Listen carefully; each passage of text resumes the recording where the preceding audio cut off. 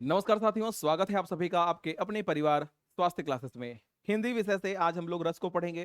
रस का part 1 complete हो चुका है। लिंक डिस्क्रिप्शन बॉक्स में आपको मिल जाएगा। लेकिन आज फिर भी हम लोग पार्ट 1 को रिवीजन करते हुए पार्ट 2 पे आएंगे। तो ध्यान से समझिए, रस क्या होता है।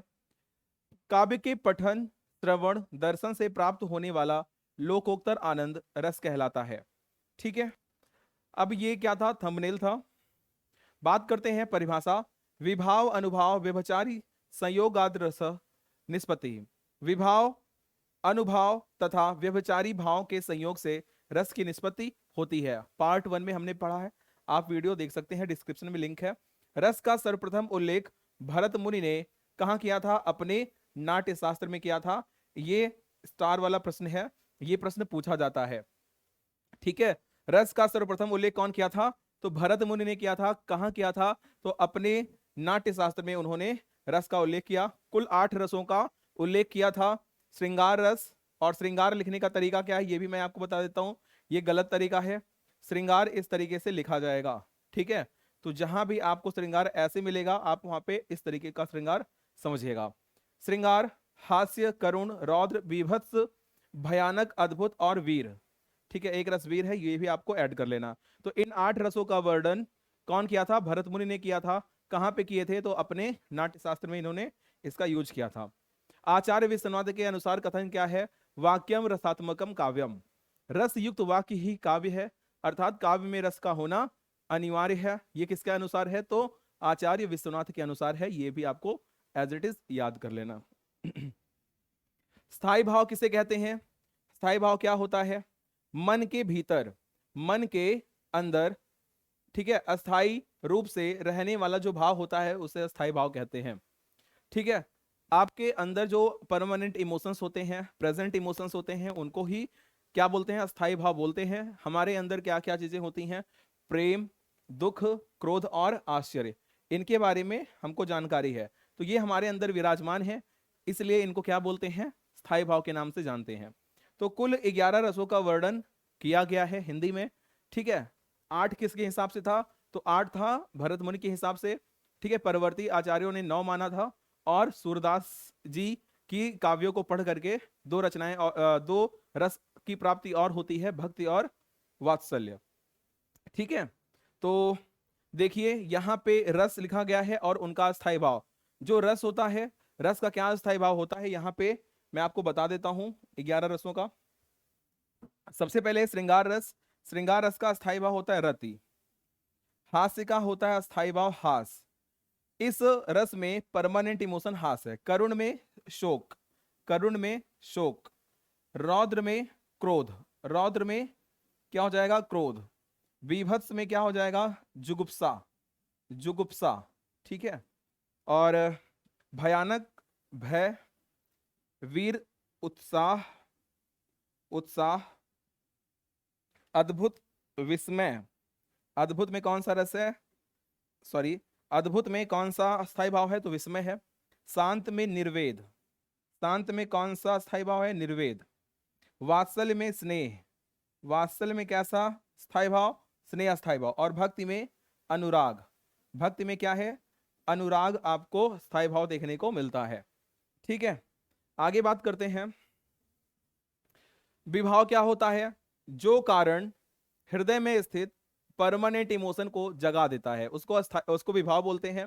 आलंबन विभाव क्या होता है?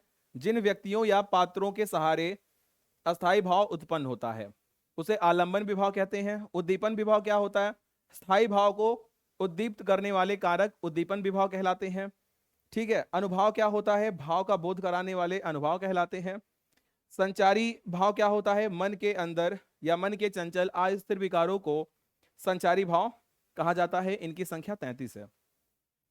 ठीक है, अब रसों के प्रकार पार्ट 2 में पढ़ने के लिए मैंने आपसे बोला था। अब स्टार्ट करते हैं रसों के प्रकार को, और रसों के प्रकार को बहुत ही आराम से मैं आपको समझाने वाला हूं, समझते हुए चलिएगा। देखिए क्या होता है रस, ध्यान से समझिए। जब अस्थाई भाव, ये चीज आपको समझते हुए चलना है। जब स्थाई भाव आलंबन द्वारा उत्पन्न हो, आलंबन द्वारा उत्पन्न हो करके उद्दीपन द्वारा उत्तेजित होकर संचारी भाव द्वारा पुष्ट होकर अनुभवों द्वारा व्यक्त होता है तो रस कहते हैं। और इनकी परिभाषा पीछे आपने पढ़ा है या पार्ट 1 में आपको अच्छे तरीके से बताया गया है। इसे कहकर व्यक्त नहीं किया जा सकता, रस को आप कहकर के व्यक्त नहीं कर सकते हैं, और यह व्यक्त की सीमाओं से परे होता है।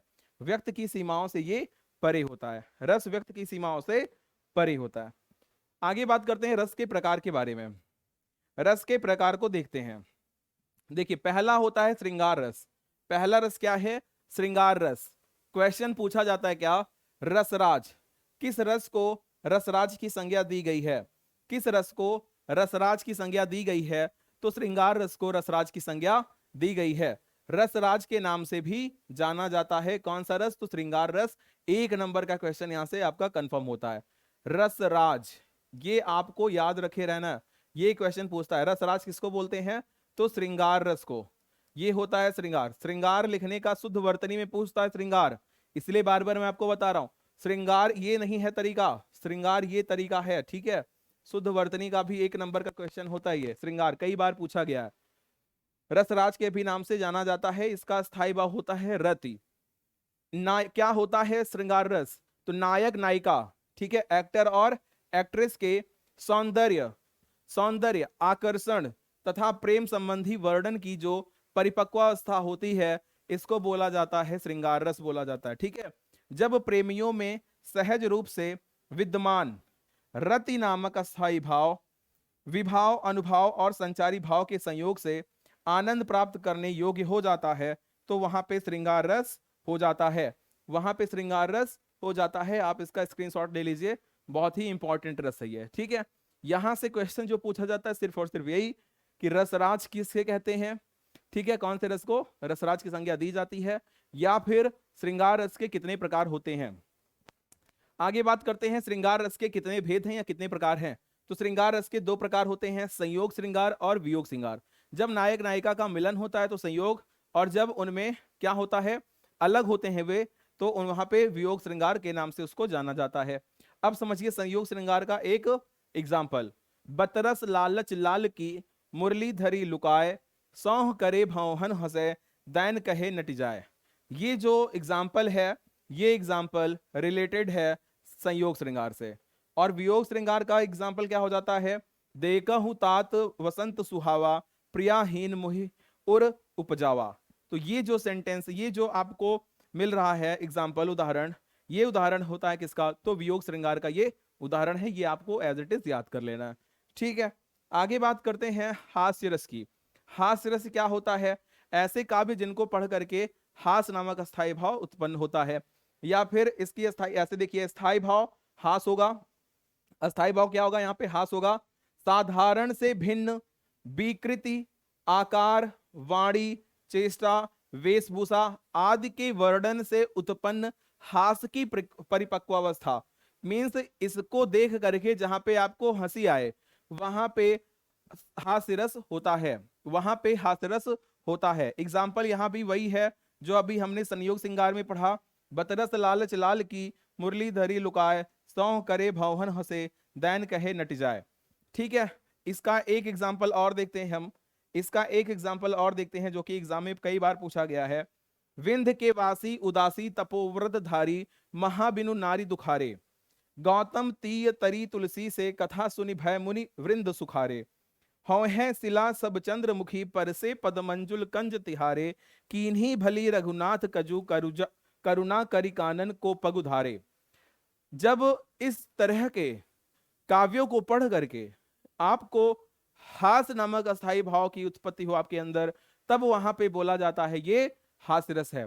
सबसे बढ़िया तरीका क्या है? आप जब ये पढ़ेंगे, काव्यों को जब आप पढ़ेंगे, आप ऑटोमेटिक आपका जो हृदय है वो इसका आंसर आपको दे सकता है। कैसे दे सकता है? अगर आपने अच्छी तरीके से रस के बारे में पढ़ा है, आप जैसे ही काव्यों को पढ़ेंगे, वहां से तुरंत आपके ब्रेन में, दिमाग में क्लिक हो जाएगा कि हमने क्या चीज पढ़ा है और वो किससे रिलेटेड है, क्योंकि ये सारी परमानेंट इमोशंस के थ्रू होती हैं जो कि हमारे अंदर पहले से ही विद्यमान होती हैं। ठीक है, आगे बात करते हैं करुण रस की। क्या होता है करुण रस? तो करुण रस का स्थायी भाव होता है शोक। क्या होता है? शोक होता है। किसी प्रिय व्यक्ति के चिर विरह अथवा मरण से उत्पन्न होने वाली शोक आदि भाव के परिपाक को या परिपक्वावस्था को करुण रस के नाम से जाना जाता है। चिर विरह मीन्स क्या होता है, किसी से बहुत दूर हो जाना, किसी से बहुत दूर हो जाना, बहुत ही ज्यादा बहुत लंबा किसी से गैप हो जाए या फिर बिछड़ जाए, मृत्यु हो जाए, तब जब वहां पे आदि के भाव से जो उत्पत्ति होती है, किसकी, जो रस की उत्पत्ति होती है हमारे हृदय में, उसको बोला जाता है करुण रस। ठीक है, जैसे एग्जांपल देखिए, देख सुदामा के दीन दशा करुणा करके करुणा निधि रोए, पानी परत को हाथ छुए नहीं नैनन के जल से पग धोए। अगला एग्जांपल क्या है, मणि खोए भुजंग सी जननी फनसा पटक रही थी शीस, अंधी आज बनाकर मुझको किया न्याय तुमने जगदीश। तो ये जो एग्जांपल है किसका है, करुण रस का ये एग्जांपल है। आगे बात करते हैं रौद्र रस की। क्या होता है रौद्र रस? रौद्र रस का स्थायी भाव होता है क्रोध, और किसी व्यक्ति के द्वारा क्रोध में दिए गए अपमान आदि की परिपक्व अवस्था को क्या बोलते हैं, रौद्र रस बोलते हैं। अतिरस बोले वचन कठोर, वेग दिखाओ मूढ़ आजू, उल्टा हूं मैं जग लगता और आजू। ये किसका उदाहरण है? तो ये उदाहरण है किसका? तो ये उदाहरण है किसका? तो ये रौद्र रस का उदाहरण है। ठीक है, आगे बात करते हैं वीर रस। क्या होता है वीर रस? वीर रस क्या होता है? वीर रस क्या होता है? देखिए, वीर रस का स्थायी भाव होता है उत्साह। वीर रस का स्थायी भाव क्या होता है? उत्साह होता है। युद्ध अथवा किसी कठिन कार्य को करने के लिए हृदय में निहित उत्साह अस्थायी भाव के जागृत होने के फल स्वरूप जो भाव उत्पन्न होता है उसको उत्साह या वो उत्साह स्थायी भाव हो गया, वीर रस के नाम से उसको जाना जाता है। जैसे देखिए, मानव समाज में अरुण पड़ा, जल जंतु बीच हो वरुण पड़ा, इस तरह भभकता राणा था मानो सर्पों में गरुण पड़ा। ठीक है, ये किसका उदाहरण हो जाता है? तो ये उदाहरण जो होता है वो है किसका? तो वो वीर रस का उदाहरण है। ठीक है, मानव समाज में अरुण पड़ा, जल जंतु बीच हो वरुण पड़ा, इस तरह भभकता राणा था मानो सर्पों में गरुण पड़ा। ये बहुत ही इंपॉर्टेंट एग्जाम्पल है, ये एग्जाम में पूछा गया है। ठीक है, आगे बात करते हैं हम लोग भयानक रस की। भयानक रस का जो अस्थायी भाव होता है वो है भय। क्या है? भय। आपको फोकस किस पे करना है? सबसे पहली बात तो आपको स्थायी भाव पे फोकस करना है। स्थायी भाव के बाद काव्यों को पढ़ करके आप रिलेट कर सकते हो, ये चीजें आसान हो जाती है। किसी भयानक दृश्य को देखने से उत्पन्न भय के परिपक्व अवस्था को क्या बोलते हैं? भयानक रस बोलते हैं। एग्जाम्पल ये है उधर गरजती सिंधु लहरियां कुटिल काल के जालों से, चली आ रही फैन उगलती फन फैलाएं व्यालों सी। ठीक है, तो ये इसका उदाहरण है, आप इसको नोट कर लीजिएगा। विभत्स रस क्या होता है? इसका स्थायी भाव होता है जुगुप्सा या फिर घृणा। जहां अप्रिय, अरुचिकर या फिर घृणास्पद का वर्णन होता है वहां पे विभत्स रस होता है। सिर पर बैठो काग, आंख दो खात निकारत, खींचत जीवहि स्यार अति आनंद उर धारत। ये किसका एग्जाम्पल है? ये है विभत्स रस का एग्जाम्पल। ठीक है, आगे बात करते हैं अद्भुत रस क्या होता है। अद्भुत रस का स्थायी भाव होता है विस्मय। किसी असाधारण, अलौकिक, आश्चर्यजनक वस्तु, दृश्य या फिर घटना को देखने सुनने से जब आश्चर्य होता है, ठीक है, तब वहां पे क्या होता है? अद्भुत रस होता है। देख यशोदा शिशु के मुख में सकल विश्व की माया, क्षण भर को वह रही बनी अचेतन, हिल न सकी कोमल काया। ये कैसा है? तो यहाँ पे विस्मय नामक स्थायी भाव की उत्पत्ति हो रही है और अद्भुत रस यहाँ पे हो जाएगा। आगे बात करते हैं शांत रस की। क्या होता है शांत रस? इसका स्थायी भाव होता है निर्वेद, जहां पर भक्ति, नीति, ज्ञान, वैराग्य, धर्म, दर्शन या फिर सांस्कृतिक नास्वरता संबंधी प्रसंगों का वर्णन होता है, वहां पे शांत रस होता है। माटी कहे कुम्हार से, तू क्या रौंदे मोए, एक दिन ऐसा आएगा मैं रौंदेंगी तोए। तो यहाँ पे कौन सा एग्जाम्पल हो गया? यहाँ पे ये शांत रस का उदाहरण हो गया है। आगे बात करते हैं वात्सल्य रस की। वात्सल्य का स्थायी भाव होता है स्नेह। इस रस का संबंध छोटे बालक बालिकाओं के प्रति माता पिता अथवा सगे संबंधियों का प्रेम एवं ममता के भाव से होता है। वात्सल्य का संबंध इससे होता है और इसका स्थायी भाव होता है स्नेह। ये पूछा जा सकता है। देखिए एग्जाम्पल क्या है? जसोदा हरि पालने झुलावे, हल रावे दुल रावे, मल्हावे जोई सोई कछु गावे। ये है किसका? तो वात्सल्य रस का ये उदाहरण है। आगे बात करते हैं भक्ति रस की। भक्ति रस का स्थायी भाव होता है अनुराग। भक्ति रस का स्थायी भाव क्या होता है? अनुराग। इस रस का संबंध ईश्वर के प्रेम व भक्ति भावना से होता है।